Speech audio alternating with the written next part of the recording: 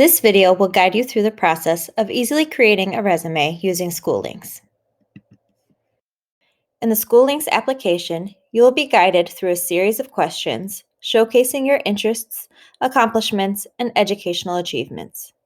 Once you are done answering the questions, you will download your resume, which will conveniently arrange your answers in a resume format. To start, first navigate to SchooLinks and log in with Google using your eths202.org account. Once logged in, navigate to your profile at the top right-hand side of the screen. This will take you to a dashboard where you will complete a series of questions, which will serve as the content of your final resume. First, you will complete the My Story section, where you will list the top 3 strengths and top 3 achievements you are most proud of. From there, you will add any job, internship, and volunteer experiences you have, and then any extracurricular activities and leadership roles you have been or are currently involved in. If you are still involved in this activity, there is no need to enter an end date, as this is optional.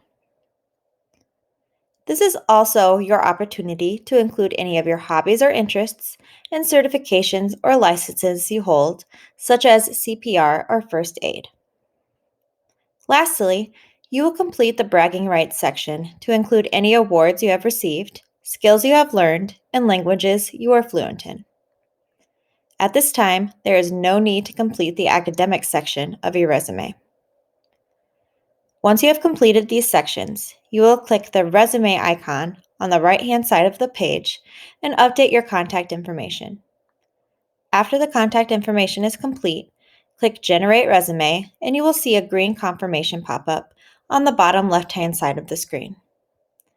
After a couple of seconds, you can click on the notification bell icon at the top of the screen and click on the Download is Ready notification to download your resume to your Chromebook. At this time, be sure to rename your resume. If completing this resume for National Honor Society, rename it to Your Name, NHS Resume. If you double-click on your resume, you can open up the file in your Google Drive and open it as a Google document.